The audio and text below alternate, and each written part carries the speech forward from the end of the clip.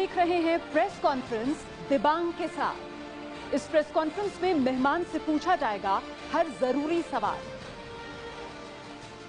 नमस्कार, मैं हूं दिबांग, आप देख रहे हैं प्रेस कॉन्फ्रेंस। प्रेस कॉन्फ्रेंस में आज मेरे साथ वरिष्ठ पत्रकारों का एक खास पैनल। प्रेस कॉन्फ्रेंस की शुरुआत करेंगे एक ऐसे नेता से जो शुरू में सूचना के छापामार योद्धा की तरह सामने आया, फिर उसने भ्रष्टाचार के खिलाफ मैदान सजाया, नेताओं को उनकी हकीकत, उनकी असलियत बताई और फिर खुद नेता बन बैठा। लोकतांत्रिक तरीके से चुनकर आया और खुद को अराजक बताता रहा।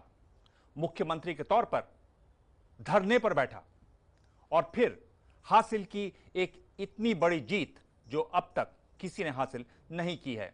अरविंद केजरीवाल, भारतीय राजनीति के सबसे तेज उभरते हुए सितारे। वो आज की तारीख में दिल्ली के मुख्यमंत्री हैं और विपक्ष भी। अरविंद केजरीवाल से होंगे जरूरी सवाल, लेकिन पहले अरविंद केजरीवाल के जीवन के वो पहलू जिनके बारे में लोग कम ही जानते हैं।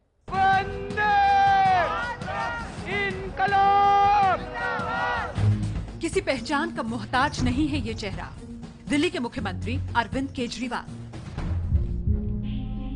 47 साल पहले हरियाणा के सिवानी मंडी गांव में जन्मे केजरीवाल को बचपन से किताबों, शतरंज और स्केच बनाने का शौक था। आईआईटी खड़गपुर से मैकेनिकल इंजीनियरिंग की पढ़ाई के बाद केजरीवाल ने टाटा स्टील में नौकरी भी की, लेकिन मदर टेरेसा से एक मुलाकात ने उनकी जिंदगी बदल दी। मदर टेरेसा से केजरीवाल को समाज सेवा की प्रेरणा मिली। केजरीवाल मदर टेरेसा के कालीघाट आश्रम में 2 महीने रहे भी। आश्रम से लौटे तो केजरीवाल ने आईएएस बनने की ठानी। वो आईएएस तो नहीं बन सके, लेकिन भारतीय राजस्व सेवा में जरूर आ गए। ट्रेनिंग के दौरान उन्हें बैचमेट सुनीता से प्यार हो गया, जो बाद में उनकी पत्नी बनी। दिल्ली में Kejriwal assistant income tax commissioner बनकर आए, लेकिन सामाजिक बदलाव लाने के जुनून ने केजरीवाल को एनजीओ का रास्ता दिखाया। केजरीवाल ने परिवर्तन नाम की संस्था शुरू की। दिल्ली के सुंदर नगरी में केजरीवाल हाथ में माइक लिए गली गली घूमकर नुक्कड़ सभाएं करते थे और लोगों को बताते थे कि इलाके का विकास क्यों नहीं हो पा रहा। उस टैक्स का मालिक कौन है? सरकारी अफसर है कि हम हैं? हमें इस टैक्स के मालिक, किसी को शक है इस बात पे? हमें इस टैक्स के मालिक। केजरीवाल सूचना के अधिकार आंदोलन से भी जुड़े। बेहतरीन काम के लिए मैग्सेसे अवार्ड भी मिला। लेकिन देश की नजरों में पहली बार केजरीवाल का चेहरा और नाम 2011 में चमका, अन्ना आंदोलन से। ये आंदोलन खत्म हुआ केजरीवाल के राजनीति में आने के साथ।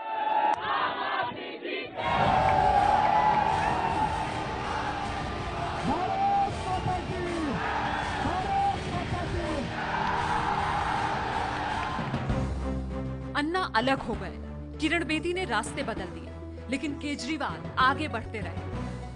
नए नेता और नई पार्टी ने दिल्ली में 2013 के दिसंबर में चमत्कार कर दिया। कांग्रेस की मदद से केजरीवाल पहली बार मुख्यमंत्री बने। फरवरी 2014 में केजरीवाल ने इस्तीफा दे दिया। लोकसभा चुनाव में उनकी पार्टी बड़ा कमाल नहीं कर पाई। लगा कि केजरीवाल का दौर खत्म, लेकिन फरवरी 2015 में केजरीवाल की पार्टी को बड़ी जीत मिली। अरविंद केजरीवाल दूसरी बार मुख्यमंत्री बन गए। मैं अरविंद केजरीवाल ईश्वर की शपथ लेता हूँ। पुरानी तस्वीरें आप देख रहे थे। मैं बधाई देना चाहूँगा, बिकॉज बहुत सारी इनमें से तस्वीरें मेरे पास भी नहीं है। पता नहीं आप लोगों ने कहाँ से। चलिए, आपके पास अभी एक कॉपी रहेगी शो के तौर पर। पहले वाली 3-4 तस्वीरें दे दीजिएगा। ये मैं आपसे पूछना चाह रहा था, पहला सवाल कि फरवरी में चुनाव खत्म हो गए 2015 में, पर ऐसा लग रहा है कि अरविंद केजरीवाल लगातार एक कैंपेन मोड में है। आप उससे बाहर ही नहीं निकल रहे हैं। क्यों? लग रहा है कि कल ही चुनाव होने वाले हैं। ऐसा क्या कर रहे हैं हम लोग? आप लगातार लड़ते भिड़ते, बैठ के संयम से कहीं काम करते हुए नहीं दिखाई दे रहे हैं। लग रहा है कि बहुत जल्दी में है, हड़बड़ी में है। नहीं, जल्दी तो अच्छा है, ज़्यादा काम करेंगे तो जनता ने इसीलिए वोट दिया कि ज़्यादा काम करें, और जनता इस बात से खुश भी बहुत है कि हम लोग ज़्यादा काम कर रहे हैं। लेकिन जो कहा जा रहा है कि हम लड़ाई कर रहे हैं, वो तो हम तो कुछ नहीं कर रहे। हमारे काम में बाधाएं पहुंचाई जा रही है और उन सारी तरह तरह से अड़चनें अड़ाई जा रही हैं, तरह तरह से परेशानियां क्रिएट की जा रही हैं।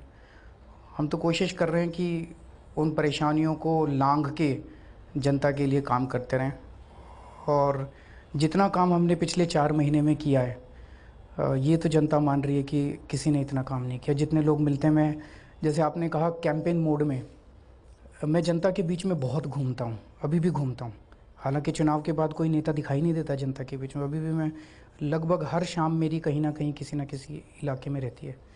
जनता बहुत खुश है, एक सेंस जो आता है, और ये किसी भी पॉलिटिकल पार्टी के लिए बहुत बड़ी बात है। इतने भारी बहुमत से जीतने के बाद एक्सपेक्टेशंस बहुत ज़्यादा हो जाती हैं, तो पहले कुछ महीने किसी भी पार्टी के लिए बड़े मुश्किल होते हैं, बिकॉज फिर डिलीवरी उतनी नहीं हो पाती।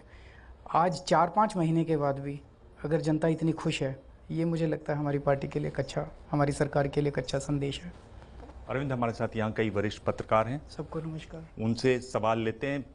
सवाल नकवी हैं, पूछिए आप अपना सवाल। नमस्कार अरविंद जी, दिल्ली पुलिस को लेकर मैं सवाल करती हूँ।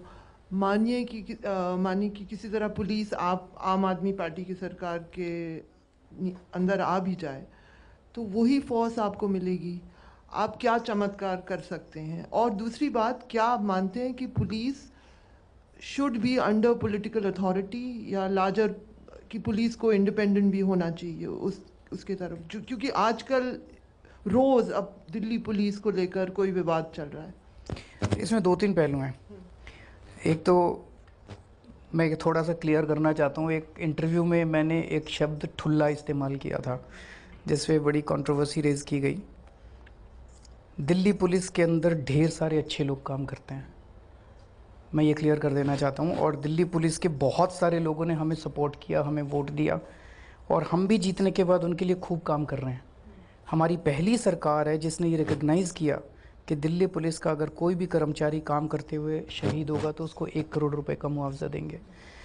जैसे ही मैं मुख्यमंत्री बना, कुछ दिन के अंदर 10 अप्रैल के आसपास शायद, मैंने चिट्ठी लिखी पुलिस कमिश्नर साहब को कि दिल्ली पुलिस के क्वार्टर्स में, मैं कई कॉलोनीज़ में गया था प्रचार के दौरान, और मैंने देखा कि बहुत बुरे हाल में रह रहे हैं दिल्ली पुलिस के कर्मचारी।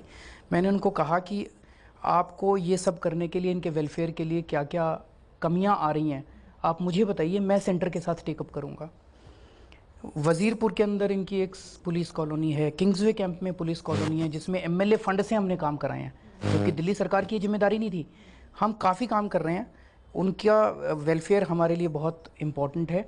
ठुल्ला शब्द मैंने केवल उन चंद पुलिस वालों के लिए इस्तेमाल किया था जो भ्रष्टाचार करते हैं, जो रेडी पटरी वालों को तंग करते हैं। तो ये मैं क्लियर करना चाहता हूँ कि पुलिस वालों के लिए मेरे मन में जिन कंडीशंस में काम करते हैं। अब मैं आपके क्वेश्चन पे आता हूँ, सॉरी थोड़ा लंबा हो गया।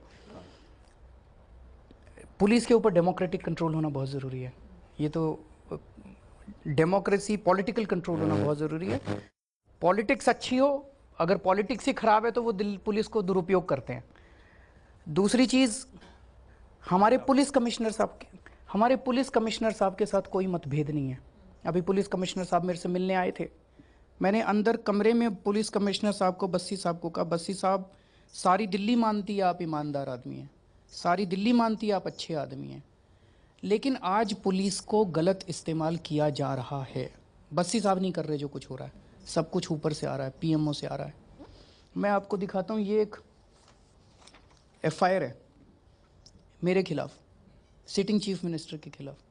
आज तक भारत, किस लिए? ठुल्ला शब्द कहने के लिए। भारत के इतिहास में कभी ऐसा हुआ कि सिटिंग चीफ मिनिस्टर के खिलाफ इतनी फ्रिवलस FIR किसी ने लिखी हो?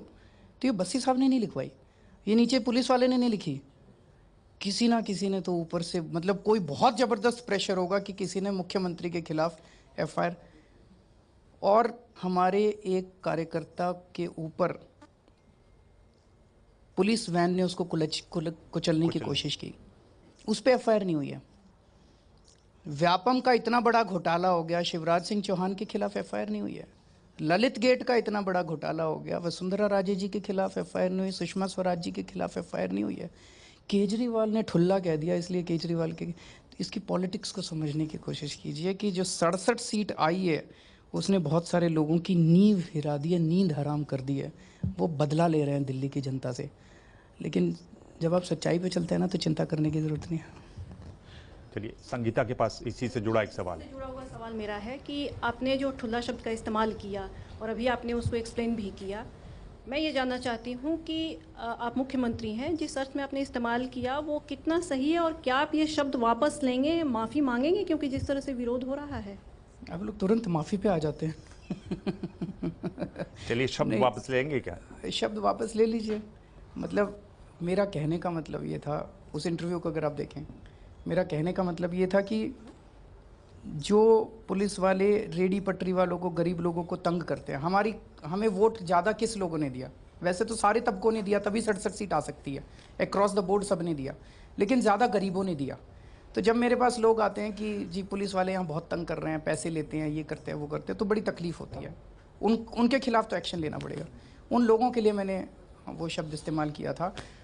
तो अगर हमारे ईमानदार पुलिस अफसरों की भावनाओं को ठेस पहुंची है तो उन ईमानदार अफसरों से मैं माफ़ी मांगता हूँ। आप कह रहे हैं उनको ऊपर से प्रेशर रहता है? पीएमओ से। पीएमओ में मतलब क्या, किस से? प्रधानमंत्री जी से। प्रधानमंत्री जी की नज़र पड़ती होगी जब वो देखते होंगे ऊपर से कि एक दिल्ली भी है, यहाँ गड़बड़ हो रही है? मैं जब से ये 1.5-2 महीने से ज़्यादा कंट्रोवर्सीज उठ रही हैं, सबसे पहले आपको याद है वो इन्होंने नोटिफिकेशन निकाला था कि हम ट्रांसफ़र पोस्टिंग भी नहीं कर सकते, ट्रांसफ़र चपरासी से लेके चीफ सेक्रेटरी तक सारी पोस्टिंग केंद्र सरकार करेगी। उसके बाद पिछले 1-1.5 महीने में मैं बहुत मिला हूँ केंद्रीय मंत्रियों से, बीजेपी के नेताओं से, समझने के लिए कि पॉलिटिक्स क्या है। किसी की नहीं चल रही। मंत्री बताते हैं, आपको तो ज़्यादा पता है, आप लोग तो ज़्यादा घूमते हैं। मंत्री बताते हैं मंत्री अपने पीए नहीं रख सकते, मंत्री अपने सेक्रेटरी नहीं रख सकते, सब कुछ पीएमओ से आता है, सब कुछ वहाँ से आता है। और सब लोग यही कह रहे हैं कि सब कुछ कंट्रोल वहीं से हो रहा है। मतलब एमएचए का तो नाम लिया जा रहा है। एमएचए के अंदर मुझे राजनाथ सिंह जी बहुत अच्छे हैं, लेकिन मुझे नहीं लगता उनकी एमएचए में चलती है जी। कंचन हमारे साथ है। कंचन जी, आप अपना सवाल पूछें। नहीं, मैं गलत तो नहीं कह रहा, बिल्कुल ठीक कह रहा हूँ ना। आप लोगों को तो ज़्यादा पता है जी। ये दिल्ली को स्टेटहुड का जो डिमांड है आप लोगों का, दुनिया में ऐसा कोई भी देश नहीं है जहाँ पर जो कैपिटल होती है उसको अलग स्टेट माना जाता है। तो ये आप उससे अलग एक स्टेट क्यों बनाना चाह रहे हैं? और उसके साथ जो ये जुड़ा हुआ है एक पॉपुलिज्म जो एक आप भड़का रहे हो कि इस पे हम एक रेफरेंडम करवाएंगे। रेफरेंडम का तो कोई कॉन्स्टिट्यूशनल बेसिस भी नहीं है। दो चीज़ें। पहले तो दुनिया में बहुत सारे ऐसे मॉडल्स हैं जहाँ पे छोटा, जैसे एनडीएमसी एरिया, इस मॉडल पे कई दिन से चर्चा चल रही है। और 2003 या 2002 में आडवाणी जी ने खुद ये प्रस्ताव रखा था। आडवाणी जी जब होम मिनिस्टर थे, उनका ये एनडीएमसी के एरिया को केंद्र सरकार रख ले। एमसीडी का जो एरिया है उसमें आप पुलिस को और लैंड को आप दिल्ली सरकार को दे दीजिए। आप खुद देखिए, हमारे एमएलएज के पास लोग आते हैं, जी वहाँ पे ये हो गया, वहाँ गड़बड़ हो गई, यहाँ ये हो गया, यहाँ हो गया। हम कुछ कर ही नहीं सकते। पुलिस के ऊपर किसी किस्म का कंट्रोल नहीं है। अगर पुलिस के ऊपर डेमोक्रेटिक कंट्रोल होगा, असेंबली का कंट्रोल होगा, असेंबली में 4 क्वेश्चन पूछे जाएंगे उसके ऊपर, तो उससे अकाउंटेबिलिटी फिक्स होती है। अगर आपका किसी भी किस्म का कंट्रोल नहीं होगा, अभी सीधे पुलिस किसको जिम्मेदार है? आप थ्योरेटिकली कह लीजिए एमएचओ, पर प्रैक्टिकली तो पीएमओ को कंट्रोल वो करती है। एलजी को रिपोर्ट करती है। पुलिस एलजी साहब को रिपोर्ट करती है, एलजी साहब एमएचए को रिपोर्ट करते हैं, एमएचए पीएमओ को रिपोर्ट करते हैं। और आज प्रैक्टिकली, जैसा मैंने कहा, प्रैक्टिकली तो पीएम के यहाँ से सारे डायरेक्शंस आ रहे हैं, मोदी जी के यहाँ से सारे डायरेक्शंस आ रहे हैं। ऐसे में एक निरंकुशता आ गई है पुलिस के अंदर। तो पहली चीज़ तो ये। दूसरी, लैंड के बारे में मैं आप लोगों की जानकारी की आप भी थोड़ी सी मदद कीजिएगा सब लोग। हमारी ज़मीन है, आपकी ज़मीन है, दिल्ली तो आप ही लोगों की है, दिल्ली आपकी ज़मीन है। मैं अगर यहाँ पे आज एक अस्पताल बनाना चाहूँ, मेरे को इसको 4 करोड़ रुपए प्रति एकड़ के हिसाब से डीडीए से खरीदना पड़ता है। अब इसमें डबल वैमी है, 2 तरह से मर रहे हैं हम लोग। एक तो ये कि ज़मीन is a huge source of revenue for many governments. आप अलग अलग यूपी ले लीजिए, बिहार ले लीजिए, आप ज़मीन को डेवलप करके नए नए प्रोजेक्ट्स बना के उसमें से अर्न करते हैं, सरकार उसमें से पैसा कमाती है ज़मीन के जरिए। यहाँ पे तो उल्टा है। मुझे अगर आज अस्पताल बनाना हो, मुझे डीटीसी डिपो बनाना हो, तो 10 करोड़ रुपए प्रति एकड़ के हिसाब से मेरे को लेना पड़ेगा। मैं कैसे, कहाँ से लाऊं ये पैसा? तो ज़मीन तो मिलनी चाहिए ना हम लोगों को उसमें। और आप ये देखिए, आज डीडीए अलग है, दिल्ली सरकार अलग है। प्लानिंग कौन करता है? चुन के कौन आया? दिल्ली सरकार। तो दिल्ली सरकार को अस्पताल बनाने हैं, दिल्ली सरकार को स्कूल बनाने हैं, दिल्ली सरकार को डीटीसी बसें बनानी है, दिल्ली सरकार को डीडीए को तो ये सब नहीं बनाना, तो डीडीए को जब ये सब नहीं बनाना, डीडीए की प्रायोरिटीज ही नहीं है। डीडीए एक तरह से बस डेवलपमेंट वो करता जा रहा है, फ्लैट बनाता जा रहा है, फ्लैट बनाता जा रहा है बिल्डरों के जरिए। तो अब बहुत बड़ी डाइकोटमी है। दिल्ली सरकार दिल्ली के लोगों की इच्छाओं को पूरा करने के लिए, सपनों को पूरा करने के लिए बहुत सारे प्रोजेक्ट्स लाना चाहती है। हम स्किल यूनिवर्सिटी बनाना चाहते हैं, हम स्पोर्ट्स यूनिवर्सिटी बनाना चाहते हैं, वो सारी प्रायोरिटीज नहीं आती हैं डीडीए की उसमें।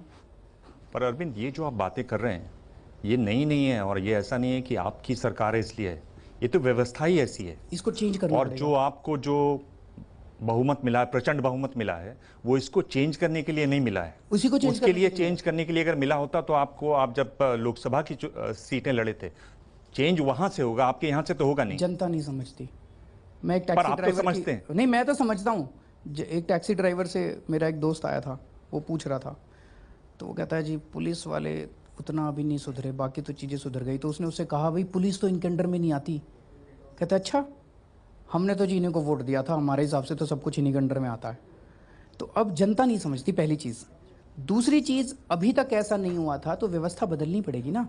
शीला जी भी अपनी किस्म की संघर्ष कर रही थी, आडवाणी जी ने इसको आवाज़ को उठाया था जब वो होम मिनिस्टर थे, वाजपेयी जी ने इस आवाज़ को उठाया था, मदन लाल खुराना जी ने इस आवाज़ को उठाया था, साहिब सिंह वर्मा जी ने इस आवाज़ को उठाया था। तो इसको हम आगे ले जाएंगे जिस भी तरीके से। रेफरेंडम क्या है? Referendum is basically public opinion. जैसे आप लोग सर्वे करते हैं, ओपिनियन पोल करते हैं, आप 500 का सैंपल लेते हैं, हम 100% का सैंपल ले लेंगे, इतना ही है फ़र्क। उसका लीगल हाँ, दबाव है, पब्लिक ओपिनियन है, उसका कोई लीगल सैंक्टिटी नहीं है, वो मैं मानता हूँ। जी जी, निश्चित आप अपना सवाल पूछें जी। अरविंद जी, आपका राजनीतिक दर्शन क्या है? जैसे जो कहो कि नहीं करना वही करो? नहीं, जो कहा सो किया। नहीं, मसलन आपने पहले कहा कि परिवार को मत घसीटो पॉलिटिक्स में, आप परिवार को लेके आए। आपने कहा कि पेट्रोल का दाम नहीं बढ़ाना चाहिए सरकार को, आपने वैट लगा दिया।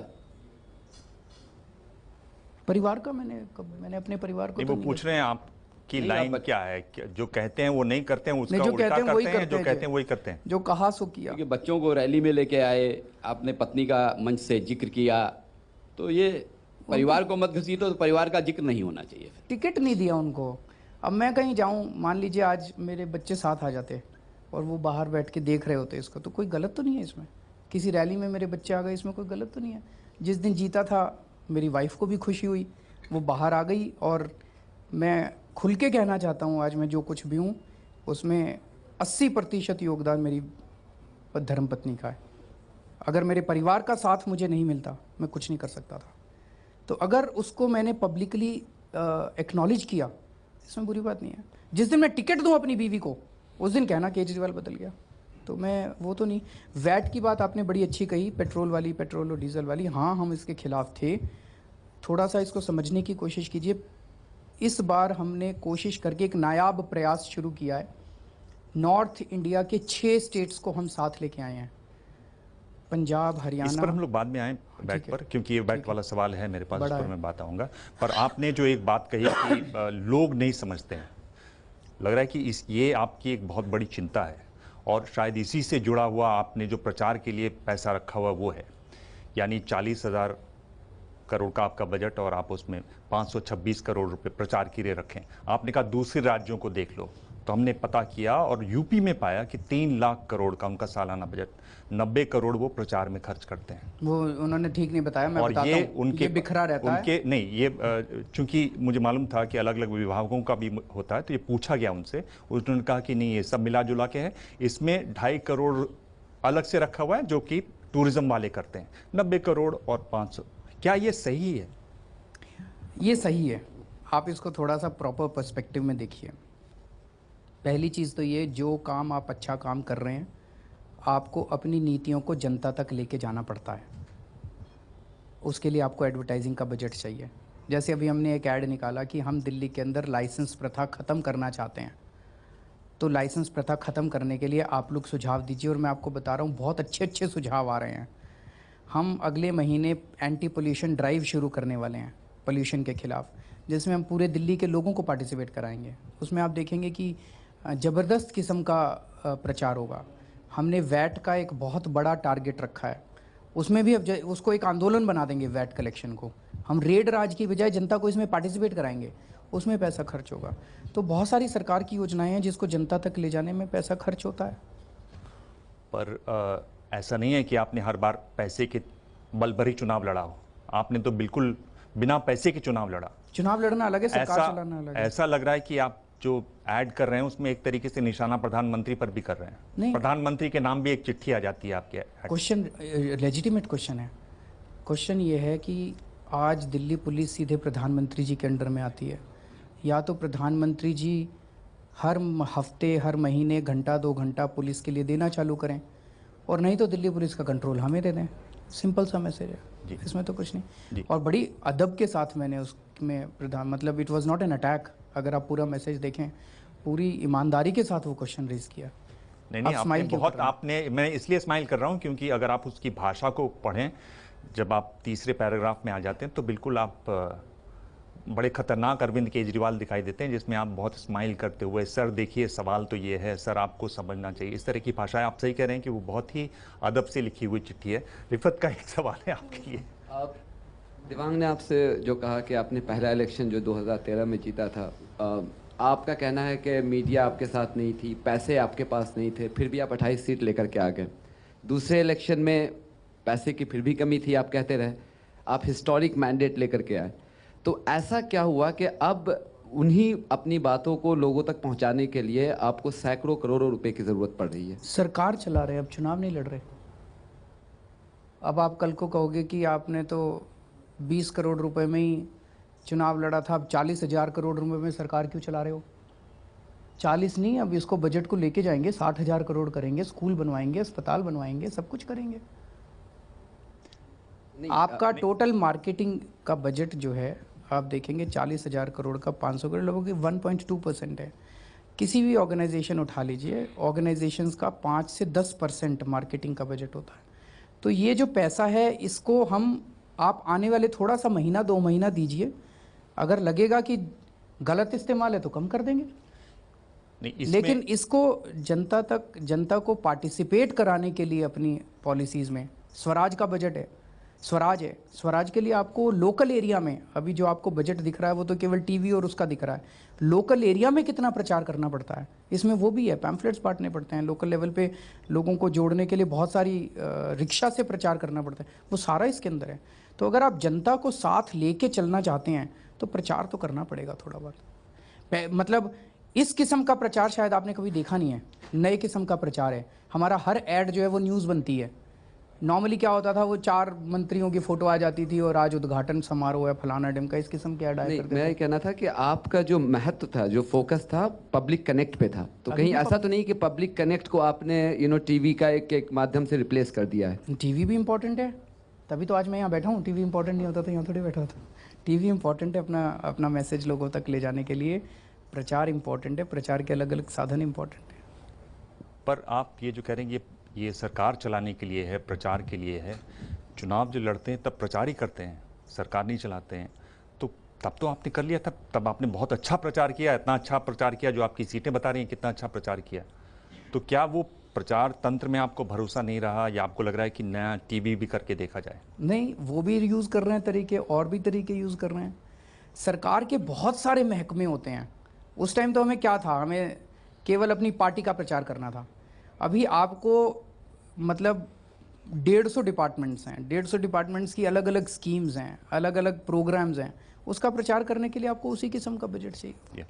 आपसे अगला सवाल पूछें उससे पहले एक आपने पुरानी एक बात कही है, उसको देख लेते हैं। कुछ गड़बड़ है? नहीं, गड़बड़ नहीं है।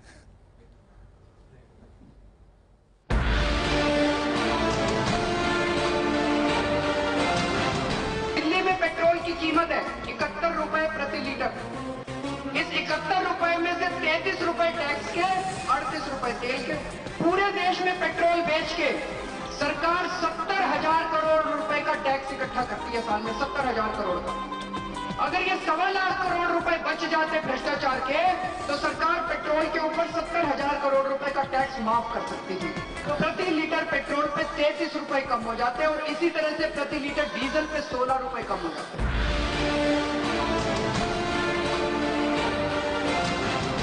आप हंस रहे हैं, पर ये आप कह रहे हैं कि नहीं बढ़ाने चाहिए वैट, पर आप ये देखिए कि आप वैट बढ़ाया आपने।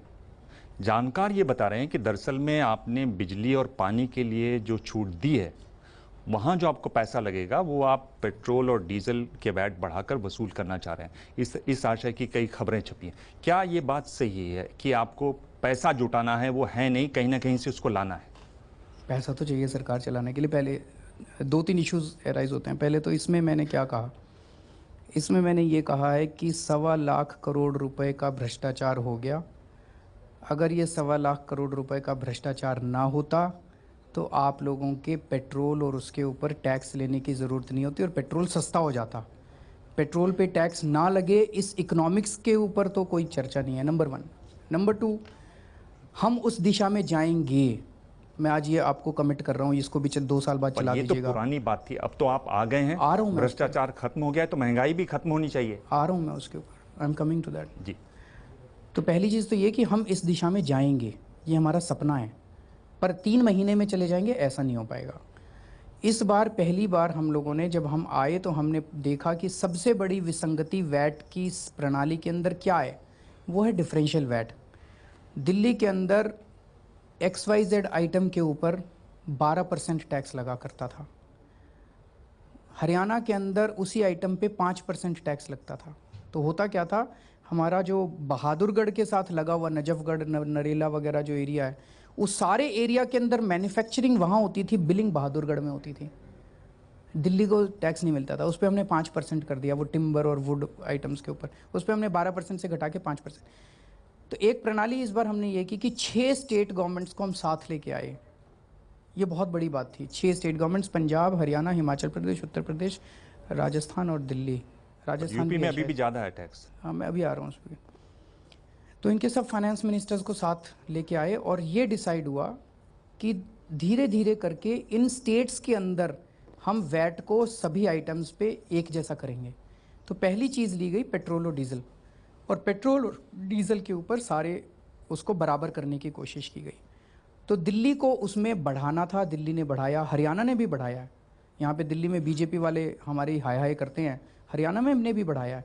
हम सारे 6 के 6 स्टेट्स ने इसको बराबर कर दिया। मुझे ये उम्मीद है आने वाले, थोड़ा सा समय दे दीजिए हमें, आने वाले 2-3 साल के अंदर जैसे जैसे वैट का कंप्लायंस बढ़ेगा, लोग टैक्स खुद ब खुद देना ज़्यादा चालू करेंगे, और वो करेंगे, होएगा। जैसे जैसे टैक्स का कंप्लायंस बढ़ेगा, हम आपके पेट्रोल और डीजल के ऊपर वैट काफ़ी कम कर सकेंगे। आज बढ़ा है, आप इसको चाहे वादा खिलाफी कह लीजिए, चाहे कुछ भी कह लीजिए, पहला साल है, लेकिन 5 साल के अंदर मैं आपको आज ये वादा करके जा रहा हूँ, आप वैट को काफ़ी कम पाएंगे दिल्ली के अंदर। तो मतलब आप देख रहे हैं कि 2 साल में जो तेल और पेट्रोल की कीमतें हैं वो आप कम करने जा रहे हैं? हो जाएंगे, बिल्कुल होंगे। चलिए, विजय विद्रोही। केजरीवाल जी, इस समय आपने प्रधानमंत्री से पंगा ले रखा है, ठुल्ला कह के पुलिस से पंगा ले रखा है, LG से पंगा आपका वैसे ही चल रहा है, पहले प्रेस से पंगा था, फिर वो आपने नोटिफिकेशन वापस ले लिया, आपको कोई नहीं मिला तो आपने प्रशांत भूषण से पंगा लिया। तो आपकी ये पंगा पॉलिटिक्स है क्या, और इस पंगा पॉलिटिक्स में पब्लिक कितनी है और पॉलिटिक्स कितनी है? पहली चीज़ मैं कहना चाहता हूँ, LG साहब से हमारी कोई दुश्मनी नहीं है। LG साहब बहुत अच्छे इंसान हैं। पंगा है, पंगा नहीं ले रखा, मैं यही कहना चाहता हूँ। LG साहब से कोई, कुछ में नियम बने हुए हैं कि इस तरह से चीज़ें होती हैं, तो उसमें फिर जैसे अभी महिला आयोग वाला ही आ गया। तो मैं पहले महिला आयोग का जवाब दे दूँ, मैं लेके आया हूँ, सारे कागज़ लाया हूँ आपके लिए। लेकिन पहले पहले मैं वाले आपको सवाल दूसरे का वाले सवाल का जवाब, LG साहब से हमारा कोई पंगा नहीं है। LG साहब बहुत अच्छे इंसान हैं, उनको ऊपर से PMO से आदेश आते हैं। मैंने आपको बताया बस्सी साहब से हमारा कोई पंगा नहीं है। बस्सी साहब बहुत अच्छे आदमी हैं, उनको ऊपर से PMO से आदेश आते हैं। तो ये जो दिख रहा है कि हमने इससे पंगा ले लिया, उससे हम क्यों क्या करेंगे पंगे लेके, हमें क्या लेना देना, हमें सरकार चलानी है, हमें जनता की सेवा करनी है। जो आपने कहा महिला आयोग वाला, अब ये देखिए, कल चिट्ठी आई है वहाँ से, LG साहब के यहाँ से, इसमें लिखा है the government means lieutenant governor. तो अगर गवर्नमेंट मीन्स लेफ्टिनेंट गवर्नर, तो चुनाव किस लिए कराए थे फिर ये सरकार किस लिए बनाई थी, फिर ये 67 सीट किस लिए थी, असेंबली किस लिए है? तो ये उन्होंने खुद थोड़ी लिखा है, उनसे करवाया गया है। अब ये जैसे ये है दिल्ली महिला आयोग एक्ट है, इस एक्ट में साफ साफ लिखा हुआ है कि सरकार, गवर्नमेंट, इलेक्टेड गवर्नमेंट महिला आयोग गठित करेगी। इलेक्टेड गवर्नमेंट ने कर दिया। एलजी साहब ने कुछ नहीं कहा, अब उनको फ़ोन आया होगा ऊपर से कि चिट्ठी लिखो इनको एक, तो उन्होंने चिट्ठी लिख दी कि LG means government means LG, government means LG, तो फिर सारी प्रणाली ख़त्म हो गई फिर तो। अब वो बेचारे क्या करते, उन्होंने चिट्ठी लिख दी। तो वो परेशान कर रहे हैं प्रधानमंत्री जी, तो वो उनको नहीं करना चाहिए। मैंने प्रधानमंत्री जी से भी पंगा नहीं लिया, मुद्दे रेज कर रहा हूँ मैं। तो ये महिला आयोग की अभी वैधानिक स्थिति क्या है? अभी तो चल रहा है, नोटिफिकेशन तो अभी है, एज इट इज़ है नोटिफिकेशन सरकार का। जो एलजी साहब से बात करेंगे बैठ के, मैं मिलता हूँ उनसे एक आध दिन में। इसमें आप पर एलजी साहब से मिलके भी क्या होगा, मतलब वो बहुत अच्छे इंसान है, मैं ये क्लियर करना चाहता हूँ, लेकिन ऊपर से प्रेशर बहुत ज़्यादा उनके ऊपर। पीएम से ही मिलो प्रॉब्लम, तो आप पीएम टाइम नहीं दे रहे, पीएम टाइम नहीं दे रहे मिलने का। मैंने सोचा था कि पीएम साहब से कहते हैं कि सर चुनाव के पहले जो भी पॉलिटिक्स थी हम लोगों की, अब चुनाव हो गए, प्लीज़ 5 साल आप तो पूरा देश चला रहे हैं, प्रधानमंत्री जी तो पूरा देश चला रहे हैं। दिल्ली आप कब वक्त मांगा था आपने? अभी नीति आयोग की मीटिंग थी, उसमें लंच पे हम लोग साथ थे, तब मैंने कहा था सर अगर आप टाइम दे दो तो मैं आता हूँ। मैं दोबारा अभी चिट्ठी लिख के और दोबारा ट्राई करूँगा। क्या कहा उन्होंने? चलिए, हैं क्या कहा उन्होंने? उन्होंने कुछ नहीं कहा। इसी पंगे वाले सवाल से ही जुड़ा हुआ सवाल। विदेश जाया करें, वहीं मिल लिया करिए आप। मैं विदेश जाता नहीं हूँ। अरविंद, आप कहते हैं कि एक आदमी ये देश चला रहा है, लगभग यही कह रहे हैं आप कि एक नरेंद्र मोदी देश चला रहे हैं।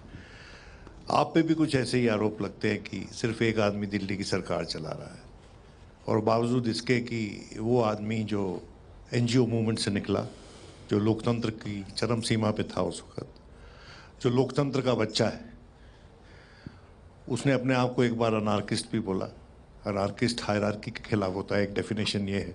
और उस वक्त जब आपने ये बोला तो मैंने उसका इंटरप्रिटेशन ये किया कि अरविंद हायरार्की के खिलाफ है। अनार्किस्ट का मतलब ये है। लेकिन आपने अपनी पार्टी के भीतर एक हायरार्की बनाने के लिए कुछ लोगों को निष्कासित किया। अभी हाल ही में कहा कि वो वापस आ सकते हैं। मैं नहीं समझता कि वापस बुलाने का वो कोई बहुत सुंदर तरीका है। अगर वापस बुलाना है तो उनके घर जाएं, उनके साथ एक नया संबंध बनाएं और फिर वापस अपनी पार्टी में लेके आएं। आपकी मूवमेंट का, अरविंद, सबसे बड़ा एसेट उसका इंटेलेक्चुअल रिजर्वायर था और उसका दमखम था। वो कैसे रिस्टोर होगा? इलेक्शन तो शायद दोबारा जीत जाएं आप, वो इंटेलेक्चुअल रिजर्वायर, वो दमखम कैसे रिस्टोर करेंगे आप? सर वो अभी भी बहुत सारे लोग हैं, पार्टी के साथ बहुत सारे लोग हैं, सरकार के साथ बहुत सारे लोग जुड़े हुए हैं। देखिए ये कहना गलत है। आप जैसे सरकार चल रही है, पहली चीज़ तो जितनी इंडिपेंडेंस हमारी कैबिनेट में कैबिनेट मंत्रियों को है, मुझे नहीं लगता कोई भी सरकार, कोई भी मुख्यमंत्री इतनी इंडिपेंडेंस अपने मंत्रियों को देते हैं। पर अरविंद, ये जो कह रहे हैं उसके हिसाब से तो आपकी सरकार के नरेंद्र मोदी आप हैं। वही मैं उनको काउंटर कर रहा हूँ कि केंद्र सरकार में केंद्रीय मंत्रियों को अपना पीए रखने की भी इजाज़त नहीं है। प्रोग्राम्स बनाएंगे ऐसा तो मुश्किल लगता है। हमारी सरकार में आप इंडिपेंडेंटली पता करा लीजिएगा, ऑफिसर से पता करा लीजिएगा। जितनी इंडिपेंडेंस हमारे कैबिनेट मिनिस्टर्स को अपने अपने प्रोग्राम्स के लिए है, ऐसी इंडिपेंडेंस आपने कहीं नहीं देखी होगी। नंबर 1, वो अपने एडवाइजर्स नियुक्त करते हैं, वो अपने पूरी टीम बनाते हैं, पूरी रीऑर्गेनाइजेशन कर रहे हैं, बहुत सारे नए नए प्रोग्राम्स लेके आ रहे हैं। मनीष सिसोदिया हैं, सतिंदर जैन हैं, गोपाल राय जी हैं, आसिम हैं, कई अच्छे अच्छे प्रोग्राम्स कर रहे हैं। दूसरी चीज़, जहाँ तक पार्टी का सवाल है, पार्टी के अंदर भी बहुत सारे ऐसे लोग हैं जो बहुत बढ़िया बढ़िया बैकग्राउंड छोड़ के आए थे। आशुतोष जी हैं, संजय सिंह हैं, आशीष तलवार हैं, कुमार विश्वास हैं। ये ऐसे लोग नहीं हैं कि कोई डिक्टेटरशिप में काम कर सकते हैं ये लोग। ये सब बहुत स्ट्रॉन्ग इंडिविजुअल्स भी हैं, बहुत स्ट्रॉन्ग आइडियाज़ भी रखते हैं। तो अरविंद जी, आप अपना सवाल पूछें। इसी से मेरा ये कहना है कि ये सब दोनों लोग जिनको आपने निकाला, और जब ये झगड़ा चल रहा था तो हमारे जैसे सब लोगों को ये उम्मीद थी कि आखिरी बात जब आप करेंगे तो कहीं ना कहीं बीच बचाव करके रास्ता निकालेंगे, क्योंकि इन्होंने कोई पावर आपसे नहीं मांगा था, इन्होंने कोई ऐसा कुछ भी नहीं किया था। अब 2 महीने के बाद ही आप फिर एक तरफ से उनकी तरफ हाथ बढ़ा रहे हैं, या ये बात हवा में आ रही है। ये क्या एक राजनीतिक दांव है या सीरियस एफर्ट है। अब तक जो उनके साथ व्यवहार हुआ है उसमें मुझे लग रहा है कि ये कहीं दांव होगा। पंजाब यूनिट उनके साथ जाती दिख रही है, उनका किसान का कैंपेन आपसे भारी दिख रहा है आपकी पार्टी से, तो क्या ये दांव है या एक सीरियस एफर्ट है?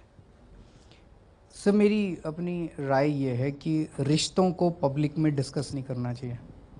उनके साथ रिश्ते थे और उनके साथ मैं भविष्य में ज़रूर रिश्ते सुधरेंगे।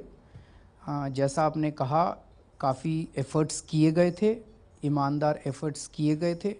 जो लोग बीच में थे वो भी ईमानदारी से एफ़र्ट्स कर रहे थे। इसको यहीं समाप्त करते हैं, क्योंकि ज़्यादा अगर पब्लिक में बातचीत हो तो उससे चीज़ें सुधरने की बजाय बिगड़ जाती हैं। नहीं, लेकिन मध्यस्थों को लेके जो आपकी टिप्पणी सामने आई वो तो बहुत ही खराब थी। और जिस वजह से आज हम यहाँ पे हैं वो है हमारा विकास, वो है स्कूल, वो है अस्पताल। आज जिस किस्म का विकास दिल्ली के अंदर शुरू हुआ है और जिस किस्म का ढांचा जनता के सामने पेश किया गया है, उससे जनता को बहुत उम्मीद है और जनता खुश है। अरविंद, मेरा थोड़ा अलग सवाल है लेकिन link to the same thing. आपके जो साथी बिछड़ जाते हैं, चाहे किरण बेदी, शाजिया इल्मी, प्रशांत भूषण, ये बिटरनेस राजनीति में काफ़ी बिखराव होते हैं जो हम लोगों ने जो देखा, लेकिन आपके ये सब एक बिटरनेस रह जाती है इन लोगों में। और रोज़ रात टीवी पे आके कोई ना कुछ कह देते हैं, कोई ट्वीट कर देते हैं। ये इसका आपने कभी एनालिसिस किया ये क्यों होता है? ये क्यों हुआ है आपके साथ? क्या कर सकते हैं? वो तो आप उनसे पूछिए, वो इतने बिटर। मैंने तो ऐसा कुछ नहीं किया to make them so bitter. आपने वो गाना सुना है ना, वो अफसाना जिसे अंजाम तक लाना न हो मुमकिन, उसे खूबसूरत मोड़ दे के छोड़ना अच्छा। वो खूबसूरत मोड़ क्यों नहीं आप दे पा रहे हैं? सीखना पड़ेगा सभा से। पर इस पर फाइनल फिर क्या है कि इन दोनों की वापसी पर आपकी अब फाइनल लाइन क्या है? क्योंकि पिछले एक इंटरव्यू में आपने कहा कि मैं चाहूंगा वो वापस आ जाएं, तो अब कोई इसकी कोई फाइनल लाइन है? इसको छोड़िए, क्योंकि अगर कुछ सुधरना भी होगा ना तो उसके भी सारे रास्ते बंद हो जाते हैं।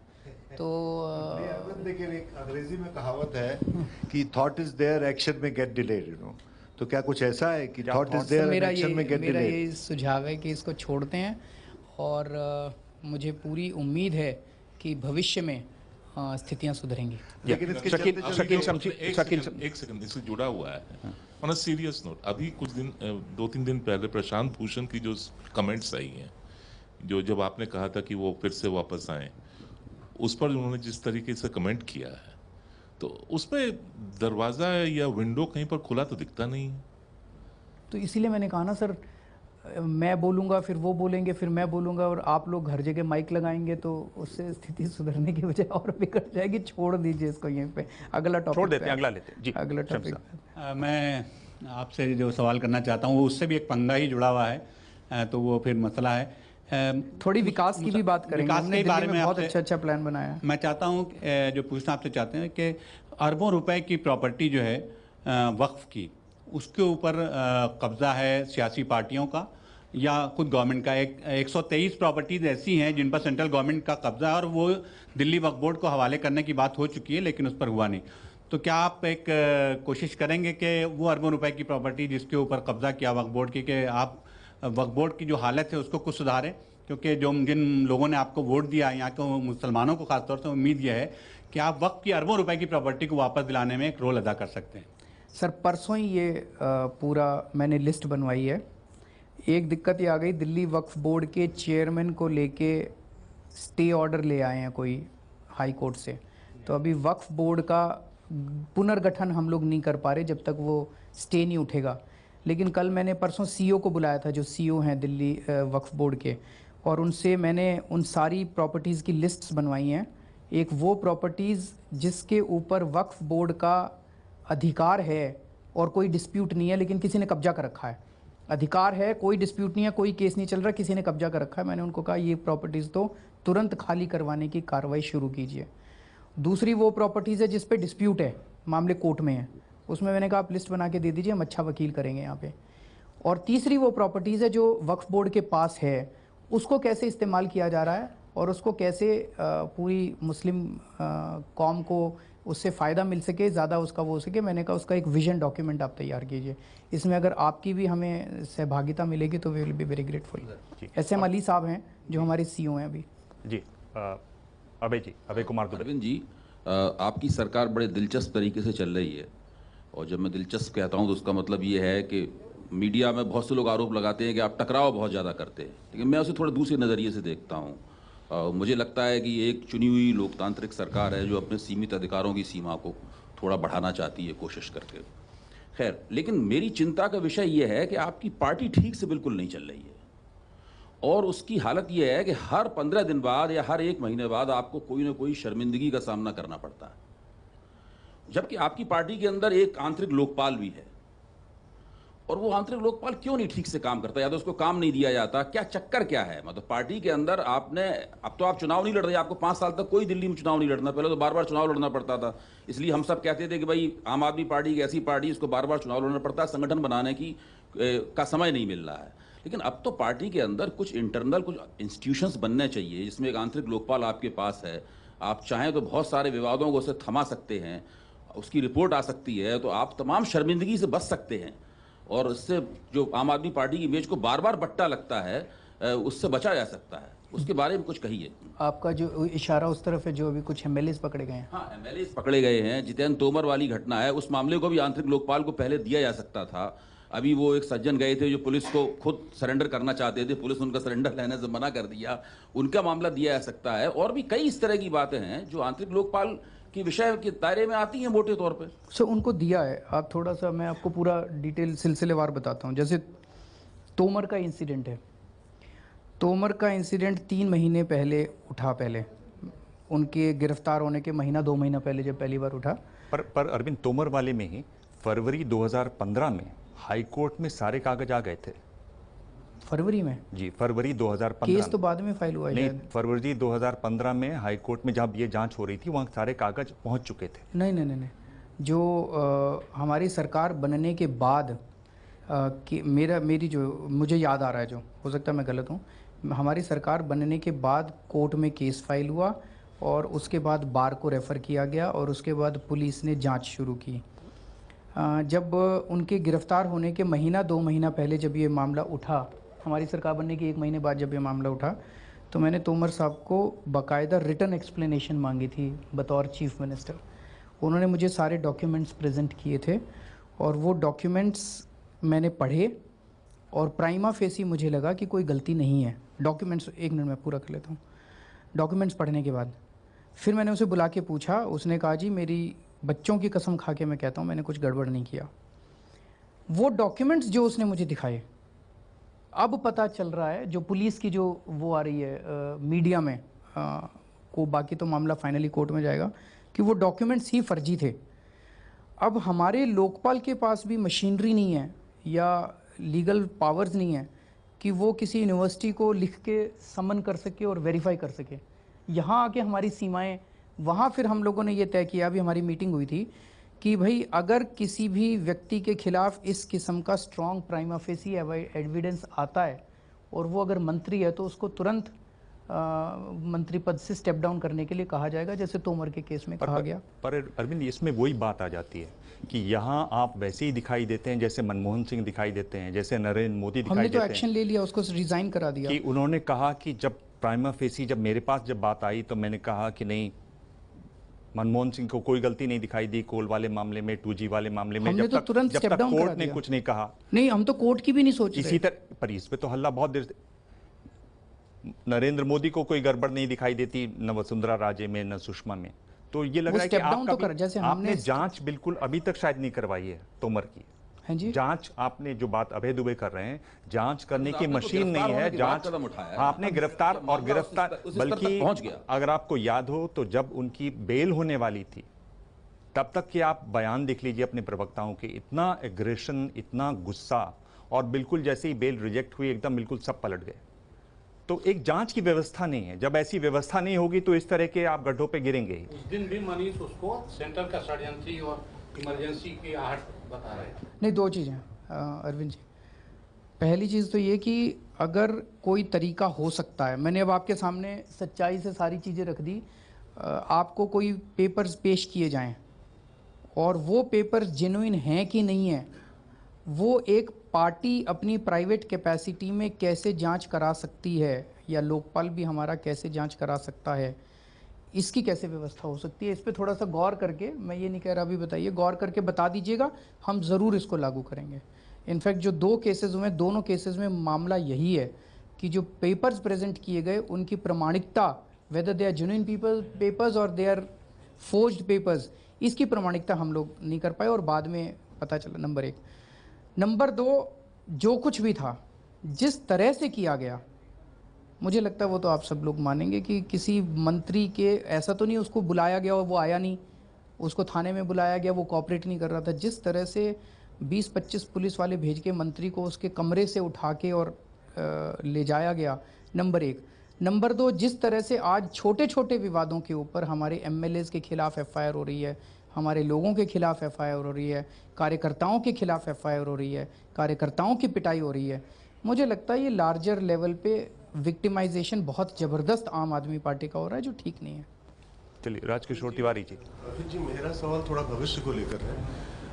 व्यवस्था परिवर्तन की लड़ाई लड़ते लड़ते आप सत्ता परिवर्तन तो दिल्ली में कर ले गए, लेकिन अब लगभग 2 कार्यकाल आपके जो 6 महीने के हो चुके हैं, उसके बाद आपको वाकई लगता है कि व्यवस्था में बदलाव के आपका जो संकल्प है वो वाकई आगे बढ़ पाएगा? और क्या दिल्ली का प्रयोग आगे अन्य राज्यों की तरफ भी आप बढ़ाएंगे क्या? बिल्कुल होगा जी। शॉर्ट टर्म में आपको गुड गवर्नेंस दिखाई देगी। शॉर्ट टर्म में जैसे ऊपर से गंगोत्री बहती है, गोमती गंगा बहती, ऊपर अगर ईमानदार सारे मंत्री आ गए हैं, उन्होंने अपने अपने सेक्रेटरी ईमानदार चुन चुन के रख लिए हैं, इसी से आप ये देखेंगे कि बहुत बड़े लेवल पे करप्शन नीचे तक कम होनी चालू हो जाती है। जब ऊपर पे बैठे हुए मंत्री और सेक्रेटरी खाना चालू करते हैं तो नीचे से फिर गंगा ऊपर जाती है। ये मैसेज बहुत ज़बरदस्त गया है दिल्ली के अंदर।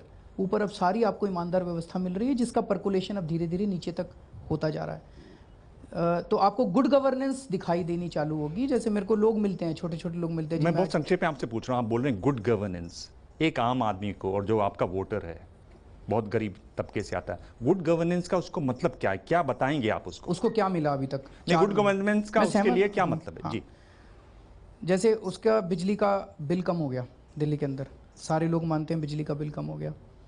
पानी उसको फ्री मिलने लग गया, पानी की अवेलेबिलिटी बढ़ी है। कई लोग मेरे को ये कहा करते थे कि अगर पानी को इस तरह से फ्री कर दोगे तो पानी की अवेलेबिलिटी कम हो जाएगी, लोग वेस्ट करेंगे। उल्टा हुआ है, हमने 20,000 लीटर की लिमिट बढ़ा दी। अब लोग कोशिश करते हैं कि 20 के नीचे ही रखो यार, नहीं तो 20 के ऊपर जाते ही आपको पूरा देना पड़ेगा।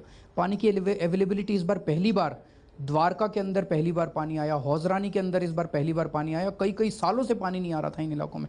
पानी की पर ये जो पानी की बात पर ही रहे, तो पानी की बात तो ऐसा तो नहीं कि आपके आते ही हुआ, ये तो एक लंबी एक योजना चल रही थी जो अब जाकर चालू हुई। क्या उसका क्रेडिट लेना ठीक है?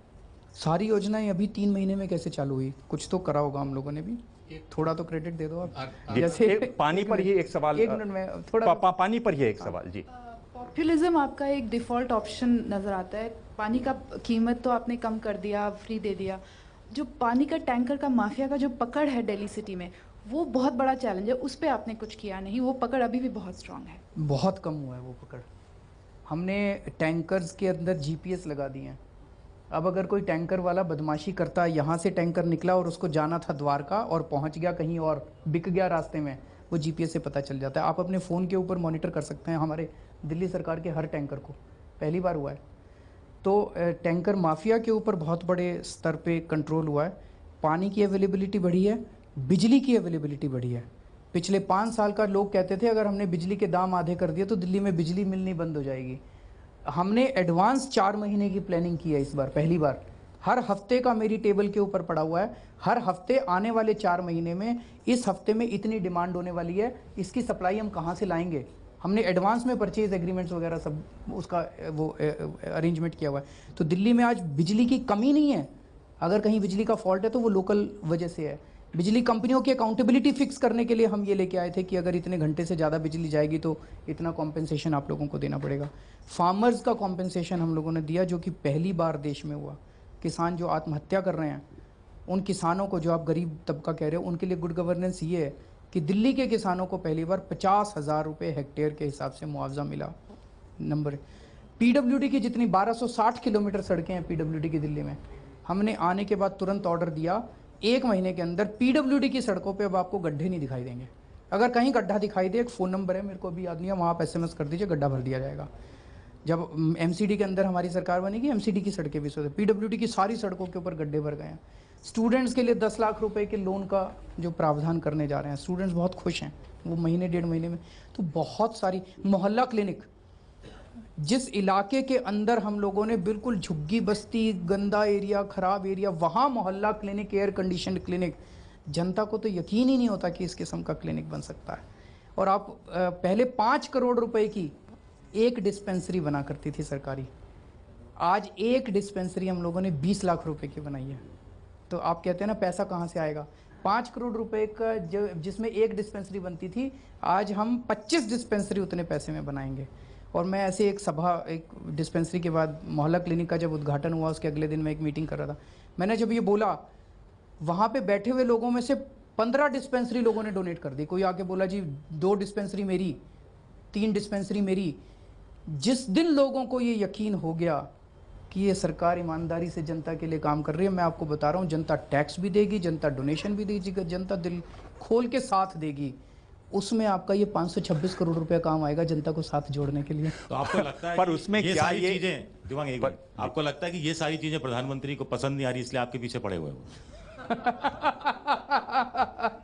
बिल्कुल, जवाब दीजिए मुझे। बिल्कुल बिल्कुल बिल्कुल। अरविंद, एक सवाल मेरा छोटा ये है कि आप जैसे कह रहे हैं कि करप्शन ऊपर से बंद होगा तो नीचे अपने आप बंद हो जाएगा। नहीं, दोनों पे करना पड़ेगा, लेकिन इसका एक बड़ा मैसेज आता है। पकड़ने का आपका तरीका नीचे ही वाला है। चुनाव के समय आप ऊपर तो निशाना बना रहे थे कि रॉबर्ट वड्रा और अंबानी और 8 केंद्र के मंत्री, और पकड़ते समय आप वो आज़ादपुर मंडी का चौकीदार और स्कूल का मास्टर, यही पकड़ में आपके आ रहा है। ऐसा नहीं है, करप्शन को डील करना है तो कई स्तर पे अपने को काम करना पड़ेगा। और हमारा एफर्ट ये है कि सबसे इम्पॉर्टेंट है एक आम आदमी की ज़िंदगी पहले ठीक हो जाए। जो गुड गवर्नेंस मैंने कहा, उसमें गुड गवर्नेंस में आता है, मैं अपना राशन कार्ड लेने गया, मेरे से पैसे मांग रहे हैं। एक आम आदमी की ज़िंदगी को हमने ठीक कर दिया, फिर हम सिस्टमिक व्यवस्था परिवर्तन पे आएंगे कि कल हम रहें ना रहें, कोई इस व्यवस्था को बिगाड़ ना पाए। तो जो आपने कहा उसमें ये टेलीफोन लाइन ने इतना किया कि लोअर लेवल की करप्शन दिल्ली में कम हुई है। अपर लेवल की करप्शन पे मैं आपकी जानकारी के लिए बता दूं, हमारी जो ACB के ऊपर इन लोगों ने कंट्रोल किया है, आपको ये जान के हैरत होगी, ये पहली बार शायद भारत के इतिहास में हुआ है कि एक चुनी हुई सरकार, मैं मुख्यमंत्री हूँ, मैं जिस फ्लोर पे बैठता हूँ, मेरे ऊपर होम मिनिस्ट्री है, होम मिनिस्ट्री पे दिल्ली पुलिस भेज के 1 महीने से केंद्र सरकार ने 1 महीने तक उन्होंने कंट्रोल करके रखा। दिल्ली पुलिस का कंट्रोल था मेरी होम मिनिस्ट्री के ऊपर, मैं भी नहीं जा सकता था। कभी सुना ऐसा? मेरी एंटी करप्शन ब्रांच, उस पर अभी भी पैरामिलिट्री फोर्सेस का वहाँ पे कब्जा है। पैरामिलिट्री फोर्सेस भेज के उन्होंने क्यों किया कब्जा? तो जो मैंने आपको बताया ना, मैं इन दिनों में कई लोगों से मिला, बीजेपी वालों से, सबका ये कहना था, इनको ये डर लग रहा था, 8 जून को इनको ये डर था कि हम शायद किसी केंद्रीय मंत्री के खिलाफ कोई FIR दर्ज करने वाले। पर ये केंद्रीय मंत्री कौन है जिनका डर लग रहा था? ये नाम बताने से आप क्यों हिचक रहे हैं? नहीं, फिर आप कहोगे सबूत दो, अभी मेरे पास नहीं है कुछ। नहीं, मैं तो सिर्फ नाम पूछ रहा हूँ। नहीं, हम कुछ करने नहीं वाले थे। इनको किस चीज का डर था? उनको डर था, हम कुछ करने नहीं वाले थे, ऐसा कुछ था नहीं। पर वो जो डर किसको लेकर था? हाँ, वही ऐसा कौन सा व्यक्ति है जिसका इनको डर था पर आपके पास सबूत नहीं है उसके? वो भी मेरे खिलाफ डिफेमेशन, इतने केस कर रखे हैं इन्होंने मेरे खिलाफ, एक और केस कर देंगे लोग। पर इसका मतलब इसमें कहीं ये भी ध्वनि निकलती है कि मोदी के मंत्रिमंडल के मंत्री भ्रष्टाचार में लिप्त हैं। मेरे ख्याल से तो कई लोग, ये ललित गेट में तो कई लोगों के नाम आ रहे हैं। नहीं, पर ये विरोधाभासी नहीं है अरविंद जी। एक तरफ आप कह रहे हैं कि सिर्फ एक आदमी सरकार चला रहा है, कोई मंत्री कुछ कर ही नहीं पा रहा, तो जब वो कुछ कर नहीं पा रहे हैं तो भ्रष्टाचार कहाँ कर रहे हैं? सर, मैं अब उससे ज्यादा बोल नहीं सकता। पर एक बात, और तो एंटी करप्शन ब्रांच को पूरा एक minute once it's linked to this, ये आपकी एक मिनट सुन लीजिएगा कंचन जी। एंटी करप्शन ब्रांच को एक तरह से पूरी तरह से इन लोगों ने कंट्रोल कर लिया है, जो कि एक गलत बात है जिस तरह से इन्होंने कंट्रोल किया। तो जो अरविंद जी ने कहा हमारी एंटी करप्शन ब्रांच में एक केस चल रहा था जो पिछली साल वाला मुकेश अंबानी जी मुरली देवरा वगैरह नो सॉरी नाम गलत, जो मेरे को वो मंत्री का नाम याद नहीं आ रहा जो थे वीरप्पा मोइली, तो वो उनके केस चल रहा था, वो अभी ठप पड़ गया। शीला जी की सरकार के दौरान वाले 3-4 केसेस चल रहे थे बड़े बड़े कॉमनवेल्थ वाले, वो ठप पड़ गए। तो वो सारी जांचें पिछले महीने 1.5 महीने से ठप पड़ी हुई हैं। अरविंद, कहीं आपको नहीं लग रहा कि ये जो लड़ाई झगड़ा आपका लगातार हो रहा है मैं अपना सवाल क्वेश्चन है, आपकी ये एक टैक्टिकल प्लॉय रही कि आप यू यूज प्लेटफॉर्म्स, जैसे प्लेटफॉर्म्स आप कुछ कह देंगे लेकिन मेरे पास एविडेंस नहीं है, लेकिन वो परकुलेट करके कहीं ना कहीं स्टिक कर जाता है तो आम जनता में। मैंने कहा नहीं, आप बार बार रिपीट किए जा रहे हैं। अगर आपको लगता है कि कोई करप्शन कर रहा है तो आप बताइए खुल के। तो मैंने तो नाम नहीं लिया ना इसीलिए। नहीं तो, लेकिन द वेरी सजेशन, इसको जो मैं कह रहा हूँ ये आपकी एक टैक्टिकल प्लॉय है कि आप सजेस्ट कर दो और फिर आप रिट्रीट कर लो, मेरे पास अभी एविडेंस नहीं है। तो ये कहीं पर ये पॉलिटिक्स जो है, how is it different from others? पर ये इसमें मतलब ये सच्चाई है, मैंने जो मेरी बातचीत हुई अंदर लोगों के साथ मैंने आपको बता दी, आप मत मानिए। पर अरविंद, आपको नहीं लगता कि ये जो सारी जो विवाद हो रहा है, एक मिनट मैं पूछ रहा हूँ विनोद, मैं आपसे पूछ रहा हूँ कि ये जो सारी लड़ाई चल रही है, जिस तरह से आप कह रहे हैं कि आपको घेरा जा रहा है, आप भी लड़ते जा रहे हैं उनसे, इन सब में बीजेपी वाले बहुत खुश हैं क्योंकि वो देख रहे हैं कि कुल मिलाकर हमने अरविंद केजरीवाल को, जो हाल उसने हमारा दिल्ली में किया और राज्यों में भी कर सकता था, हमने उसको दिल्ली में ही बांध दिया है। आप यहीं बंधे हुए हैं, जरा जरा से अपॉइंटमेंट के लिए आपके पास कोई विभाग नहीं है, आप बाहर जाने के लिए फ्री हैं, पर आप निकल ही नहीं पा रहे हैं दिल्ली से। आपको चक्रव्यूह में उन्होंने फंसा दिया, जीत आखिर में उन्हीं की हो रही है, आप उन्हीं का खेल खेल रहे हैं। उनको खेल समझ ही नहीं आ रहा, इसका मतलब खेल क्या है फिर? पूरे देश के अंदर एक ही मैसेज है, केजरीवाल अच्छी सरकार चला रहा है, मोदी जी सरकार चलाने नहीं दे रहे, आप कहीं चले जाइए। और अगर आने वाले बिहार चुनाव के पहले इन लोगों ने इसको और एस्केलेट किया दिल्ली की स्थिति को, इसका खामियाजा इनको बिहार में भुगतना पड़ेगा, आप देखेंगे इस बात में। क्या बिहार में आप नीतीश कुमार का प्रचार करने के लिए जा रहे हैं, वो आपसे मिले भी क्या, वहां आप बातचीत करेंगे, एक नई शुरुआत वहां भी देखी जाएगी? आपको क्या लगता है क्या करना चाहिए? नहीं, आप बताइए, सवाल आपसे। अभी कुछ भी सोचा नहीं है। पर क्या इस पर सोच रहे हैं, क्या ये संभावना हो सकती है? क्या इतना कुछ भी नहीं सोचा, मैं सबसे पहले एबीपी न्यूज़ को बताऊंगा, संगीता मेरे से नाराज होगी। अच्छा, एक सवाल का जवाब, आपने एक अहम मुद्दे पर टिप्पणी नहीं की। किस पे? एक अहम मुद्दे पर, वो काफी दिनों से वो प्रकरण चल रहा है। आप खुद वॉलंटियर सेक्टर से निकले हुए आदमी हो और इस दिन आजकल जो वॉलंटियर सेक्टर का हाल ये केंद्र की सरकार कर रही है, FCRA वाला, जो NGOs पे प्रतिबंध लग रहे हैं, जो फोर्ड फाउंडेशन के साथ उनका मुचेटा चल रहा था, अभी हाल ही में उन्होंने उनको कहा है कि आप अपना काम कर सकते हैं।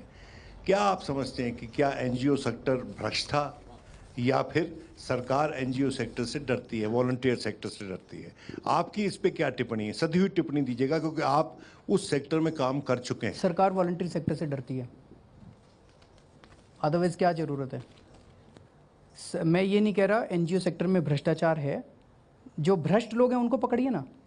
आप अक्रॉस द बोर्ड सबके ऊपर भ्रष्ट चला देते हैं, क्रॉस द बोर्ड सब पे रेड मारना, बैन कर देते हैं, ये कर देते हैं।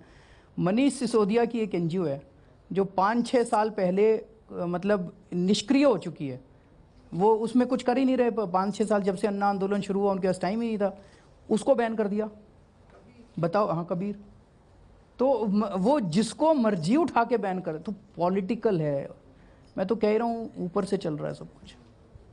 मैं एक सवाल पूछूं डेथ पेनल्टी पर, are you in support of death penalty? Very difficult question, not the right platform, not the right time to answer, not the right time. Arvind, एक बात जो कि मेरे समाज वैज्ञानिक मित्रों और दूसरे राजनीतिक कार्यकर्ताओं के जरिए मुझ तक बार बार पहुंचती है और मुझे भी लगता ये है कि आपकी सरकार जो प्रचार कर रही है, आपका जो तरीका है जनता के पास पहुंचने का, उसमें व्यक्तिवाद और व्यक्ति का महिमा मंडन बहुत है। और ये मोदी जी की आलोचना हम लोग लगातार करते रहे। पूरे भारतीय जनता पार्टी की जो चुनाव कैंपेन थी उसमें हमने लगातार ये आलोचना की कि मोदी जी ने अपना व्यक्तिवाद स्थापित करके भारतीय जनता पार्टी जो आवाज बहुल पार्टी थी उसको एक आवाज की पार्टी बना दिया। लेकिन आम आदमी पार्टी में भी अगर सिर्फ आप ही का नाम होगा, आप ही की आवाज होगी, यहाँ तक कि विज्ञापनों में आम आदमी पार्टी का भी जिक्र नहीं होगा, तो फिर ये फिर ये कैसे होगा? मतलब नहीं, पहली चीज़ तो विज्ञापन सरकार के हैं, उसमें आम आदमी पार्टी का जिक्र नहीं हो सकता। दूसरा, आप इसको टोटल कम्युनिकेशन को एक साथ देखिए, केवल ऐड को मत देखिए। टोटल कम्युनिकेशन को अगर आप देखेंगे, चुनाव के बाद से शायद मेरा मैं जनता के बीच में तो खूब जाता हूँ, मीडिया के साथ इंटरेक्शन अब हमारे मंत्री डायरेक्ट करते हैं, मैं नहीं करता क्योंकि मेरे पास कोई विभाग नहीं है, मैं तो ओवरऑल सुपरविजन कर रहा हूँ। सतिंदर जैन रोज़ इंटरव्यू देते हैं, नागेंद्र शर्मा हमारे ऑफिशियल स्पोक्स पर्सन है, मनीष सिसोदिया सारे रिएक्शन देते हैं, आप मेरे को कभी नहीं देखेंगे। तो बहुत सारे चेहरे हैं जो काम कर रहे हैं और जो सामने आ रहे हैं, तो इसको पूरे कम्युनिकेशन को ओवरऑल रूप में देखेंगे तो आपको काफ़ी डाइवर्सिटी नज़र आती है। कोर्ट में इस पर कयास लगे कि वो परेशान करते रहे, ये वो कौन है? क्या ये जज है सुप्रीम कोर्ट के और हाई कोर्ट के? क्या ये मीडिया वाले हैं? इस पर बहस हुई और ये बहस में ये कहा वकील ने, या ये विपक्षी हैं? कौन है वो परेशान? ये आप आज इस पर साफ कर सकते हैं? वो परेशान करते रहे, जनता समझ गई, समझने वाले समझ गए, जो ना समझा वो अनाड़ी है। अरविंद, ये दौर है रैपिड फायर सवालों का। मैं आपसे 5 सवाल पूछूंगा, आप सवाल चाहें तो छोड़ भी सकेंगे, और अगर आप 3 सवालों के जवाब देते हैं तो हमारे पास एक गिफ्ट हैम्पर है जो हम आपको एबीपी न्यूज़ की तरह से देंगे। जी, तो मेरा पहला सवाल है कि आपकी सबसे बड़ी राजनीतिक भूल कौन सी रही? पिछली बार जो आपने इस्तीफा दिया या आपने तोमर से इस्तीफा नहीं लिया? मेरे ख्याल से जो मैंने इस्तीफा दिया, वो सबसे तोमर से जो इस्तीफा नहीं लिया, वो मेरे पास सफिशिएंट फैक्ट्स नहीं थे। चलिए, वो मैं शायद दोबारा होगा तो शायद पता नहीं मैं कर पाऊंगा कि नहीं। जी, अगला सवाल, और मैं जान रहा हूं कि आप इसमें कहेंगे कि हम लोग मिल बैठकर बात करेंगे और तब पार्टी डिसाइड करेगी, पर आपकी अगर निजी राय पूछी जाए तो राज्यसभा में आप किसको भेजेंगे? कुमार विश्वास को या संजय सिंह को? दिबांग को। नहीं, दिबांग ऑप्शन नहीं है इसमें। मैंने आपके पास ऑप्शन ये 2 हैं, और या फिर ये है कि आप सवाल छोड़ना चाहते हैं। 3 सीटें हैं ना, एक बच गई ना। नहीं, इन दोनों में से आप किसको? दिबांग को। पर वो ऑप्शन में नहीं है। तीसरा ऑप्शन ये है कि आप सवाल छोड़ना चाहेंगे। नहीं, फिर हम मिल बैठ के बात करेंगे और जो पार्टी डिसाइड करेगी वो करेंगे। जी हाँ, और आपकी निजी राय उस बैठक में क्या होगी? कुमार विश्वास या संजय सिंह? अब लड़ाई करा के रहोगे आज। इस क्वेश्चन को छोड़ेंगे। 10 साल बाद आप खुद को कहां देखते हैं? दिल्ली का मुख्यमंत्री या आईआईटी पास भारत का पहला प्रधानमंत्री? नहीं, मुझे प्रधानमंत्री बनने का कोई शौक नहीं है, और ना कभी मैंने इस बारे में सोचा, और ना मेरा कोई दूर दूर तक इरादा है। मेरा मकसद एक स्टेट को आइडियल स्टेट देश के सामने, दुनिया के सामने रखने का है, ये मेरा सपना है। तो मतलब आप दिल्ली का मुख्यमंत्री? इस सवाल का आप जवाब दे रहे हैं? जितना जल्दी हम दिल्ली को उस आइडियल उस पर ले जा सकें उतना अच्छा है, पर उसके लिए थोड़ी सी मोदी जी से आप सिफारिश कीजिएगा, ये रोज रोज की अड़चन ना डालें ताकि हम काम कर सकें। काम नहीं करने दे रहे तो वो कैसे आइडियल बनाएंगे बताइए? पर आप जा सही रास्ते रहे हैं, क्योंकि हर मुख्यमंत्री यही कहता है कि मैं प्रधानमंत्री नहीं बनना चाहता, और वो प्रधानमंत्री बन भी जाते हैं, उनमें से कम एक तो बनी है। मैं आपसे आगे पूछ रहा हूँ कि आपके 2 साथी हैं जो आपके साथ नहीं रहे, उनमें आप किनको बेहतर मानते हैं, योगेंद्र यादव या प्रशांत भूषण? अब सारे क्वेश्चंस लड़ाई करवाने वाले क्वेश्चंस आके। Next question. आप मुझे गिफ्ट हैम्पर देने की मंशा ही नहीं है, आपकी नीयत खराब है। चलिए, आप, ये 5वां और आखिरी सवाल है, आप क्या पसंद करते हैं, विपश्यना के लिए जाना या बच्चों के साथ छुट्टी पर जाना? इसमें भी आप बच्चों से लड़ाई कराएंगे। चलिए, इसका मतलब जवाब साफ जी, यानी आप विपश्यना में जाना चाहते हैं। तो हम देखेंगे, आपने मेरे ख्याल से 2 ही सवालों के जवाब दिए। हाँ। फिर आपका पहला शो है तो इसमें इतना तो चलिए, ये चूंकि पहला शो है तो रिलैक्सेशन एक का तो दे सकते हैं। तो मैं आपको एक गिफ्ट है। शुक्रिया, थैंक यू। अरविंद केजरीवाल, बहुत बहुत धन्यवाद। अरविंद केजरीवाल जितनी उम्मीद जगाते हैं, उतनी बड़ी चुनौतियां भी उनके सामने हैं। उनकी सबसे बड़ी चुनौती उस भरोसे पर खरा उतरना है जिसकी बदौलत दिल्ली में जनता ने उनको 67 सीटें दी हैं। तो अगले हफ्ते प्रेस कॉन्फ्रेंस में मिलेंगे एक और खास मेहमान से। देखते रहिए एबीपी न्यूज़।